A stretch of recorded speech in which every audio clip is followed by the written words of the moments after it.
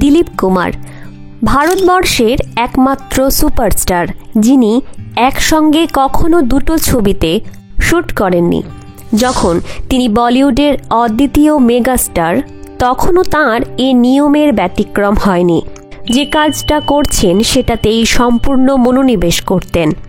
দিলীপ কুমারের আসল নাম মোহাম্মদ ইউসুফ খান। দেবিকা রানীর পরামর্শে নাম বদল করে ইউসুফ হন দিলীপ কুমার। তখন ফিল্ম ইন্ডাস্ট্রিতে নাম বদল ছিল স্বাভাবিক ঘটনা। ছোট নাম জনপ্রিয়তার চাবিকাঠি মনে করা হতো। কোথায় হয়তো নামে কুমার যোগ থাকলে হিন্দু মুসলিম বিভাজন দূর করা যাবে, তার পরিচয়ে সে সময় ভাবা হয়েছিল। আরও এক কারণে দিলীপ কুমার হয়ে যান তিনি বাবার থেকে নিজের ফিল্ম পরিচয় লুকোতে। কারণ দিলীপ কুমারের বাবা চাননি ছেলে ফিল্ম লাইনে আসুক। যদি মোহাম্মদ ইউসুফ খান তার নাম থাকতো, তাহলে বলিউডে ফিরোজ, শাহরুখ, আমির, সালমান খান পরম্পরায় দিলীপ কুমারই হতেন প্রথম খান পদবীর সুপারস্টার। দিলীপ কুমার মধ্য গগনে থাকাকালীন বাংলাকে ভালোবেসে দুটি বাংলা ছবিও করেছিলেন, পারি এবং সাগিনা মাহাতো। দুটি ছবি অরিজিনালি বাংলা ছবি, পরে হিন্দিতে ডাবড হয়। সাগিনা মাহাতো যদিও হিন্দির জন্য নতুন করে শ্যুট হয়েছিল। গৌর কিশোর ঘোষের সাগিনা মাহাতো গল্পটি নিয়ে ছবি করার কথা অনেকদিনই ভেবেছিলেন তপন সিনহা, কিন্তু শ্রমিক আন্দোলন সহ রাজনৈতিক ছবি সে অর্থে করার সাহস পাচ্ছিলেন না তিনি সেই সময় দাঁড়িয়ে। হেমেন গঙ্গোপাধ্যায়, যিনি তপন সিনহার ক্ষুধিত পাষাণ ছবির প্রযোজক, তিনি অনেকদিন ধরেই বসেছিলেন। তার ইচ্ছে তপন সিনহা বাদে কারো সঙ্গেই ছবি করবেন না। তপন সিনহা হেমেন বাবুর কাছেই সাগিনা করার কথাটা পারলেন। কথা প্রসঙ্গে বোঝা গেল সাগিনা করার জন্য অবাঙালি নায়ক চাই। হেমেন বাবু দিলীপ কুমারের নাম সাজেস্ট করলেন। দিলীপ কুমার তখন মাদ্রাজে শুটিং করছেন। সবে বিয়ে করেছেন সায়রা বানুকে। তপন সিনহাকে সাদর সম্ভাষণ জানালেন দিলীপ কুমার। তপন সিনহা সংক্ষেপে সাগিনা মাহাতোর গল্পটা ইংরাজিতে লিখে দিলেন এবং বললেন, তুমি যত বড় স্টার, তোমায় অত টাকা দিতে পারবো না। দিলীপ কুমার বললেন, আমি কি টাকার জন্য বাংলা ছবি করতে যাচ্ছি? শুরু হলো সাগিনা মাহাতোর শুটিং। বাংলা ছবিতে অভিনয় করবেন দিলীপ কুমার ও সায়রা বানু দুজনেই। এ খবরে সাজো সাজো রব উঠল বাংলায়। বম্বের দুই সুপারস্টার এবার বাংলা ছবিতে, সঙ্গে অনিল চট্টোপাধ্যায়, চিন্ময় রায়, সুমিতা সান্যাল, অজিতেশ বন্দ্যোপাধ্যায় প্রমুখ। হিন্দিতে সুমিতা সান্যালের রোলটা করেছিলেন অপর্ণা সেন। তিনধারিয়া রেলওয়ে কারখানা গয়াবাড়িতে থাকার ব্যবস্থা হলো।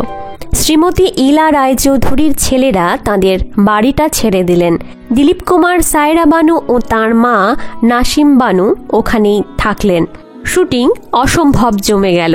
তপন সিনহার বাঙালি ইউনিটের সঙ্গে কাজ করেও তৃপ্ত হলেন দিলীপ কুমার। অন্যদিকে সায়রা বানু ভেবেছিলেন ছবিতে তাঁর বরের চরিত্র করবেন হয়তো উত্তম কুমার বা সৌমিত্র চট্টোপাধ্যায়, কিন্তু সায়রা দেখলেন তাঁর সামনে এসে দাঁড়ালেন রোগা পাতলা চিন্ময় রায়। সায়রার তো ভিড়মি খাবার জোগাড়, যদিও পরে একসঙ্গে রীতিমতো নাচ করেছিলেন সায়রা বানু ও চিন্ময় রায়। কিন্তু ছবির শুটিং শেষ হলেও রাজনৈতিক বাধা আসতে শুরু করলো, রীতিমতো হুমকি। ছবির সেন্সর করার পর শোনা গেল সাগিনা মাহাতো রিলিজ করতে দেওয়া হবে না, সিনেমা হলের সামনে পিকেটিং করা হবে। প্রযোজক হেমেন গাঙ্গুলির মুখ চেয়ে স্পেশাল শোয়ের ব্যবস্থা করলেন তপন সিনহা। আমন্ত্রিত অতিথিদের মধ্যে ছিলেন সেসব রাজনৈতিক দলের লোকেরাও। অদ্ভুতভাবে ছবি দেখে তাঁরাই বললেন, চমৎকার ছবি, আপনি ট্রেড ইউনিয়ন মুভমেন্টের ভণ্ডামির মুখোশ খুলে দিয়েছেন। ছবি রিলিজ করুন, তারপর যা হয় দেখা যাবে, আমরা আপনার সঙ্গে আছি। 1970 সালে ছবি মুক্তি পেতেই সুপার ডুপার হিট। একই দিলীপ কুমার, সায়রা বানু বাংলা ছবিতে, তার ওপর তপন সিনহার ছবি। ছবির গানও অসম্ভব হিট। আরতি মুখোপাধ্যায় আর অনুপ ঘোষালের ছোটি সি পাঞ্চি ডুয়েট মন মাতালো সবার। দর্শকের ভালোবাসায় মুছে গেল সব বিতর্ক। তবে সে সময়ের কমিউনিস্টরা সাগিনা মাহাতো ছবিটাকে বাঁকা চোখে দেখেছিলেন, অন্তত তপন সিনহা তাই জানিয়েছিলেন। অথচ সাগিনা মাহাতো মস্কো ফিল্ম ফেস্টিভ্যালে আফ্রো এশিয়ান অ্যাওয়ার্ড পেয়েছিল। সাগিনা মাহাতো কলকাতায় সুবর্ণ জয়ন্তী সপ্তাহ হিট করে। দিলীপ কুমার সেরা অভিনেতা এবং অনিল চট্টোপাধ্যায় সেরা সহ অভিনেতার BFJA পুরস্কার পান। এ প্রসঙ্গে উল্লেখ্য, দিলীপ কুমার একদিন তপন সিনহাকে বলেন, আরও ঘন্টা চারেক কাজ করলে অসুবিধে হবে। সকালের সিনটায় আমি ভালো অভিনয় করিনি, যদি রিটেক করেন। অনিল চ্যাটার্জি সহ সকলকে নিজে অনুরোধ করে রাত 10টা অবধি সেই দৃশ্যে অভিনয় করেন দিলীপ কুমার, সবটাই বিনা পারিশ্রমিকে। তবে দিলীপ কুমারের বাংলা ছবিতে অভিষেক 1966 সালে পারি ছবি দিয়ে।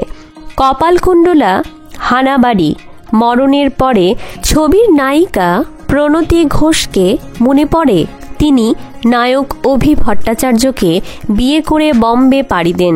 বহুদিন পর প্রণতি ভট্টাচার্য কলকাতা ফিরে বাংলা ছবি পারি প্রযোজনা করেন। নায়ক হিসেবে নেন বম্বের ধর্মেন্দ্রকে। এটাই ধর্মেন্দ্রজির প্রথম বাংলা ছবি। প্রণতি ভট্টাচার্য নিজেই নায়িকা।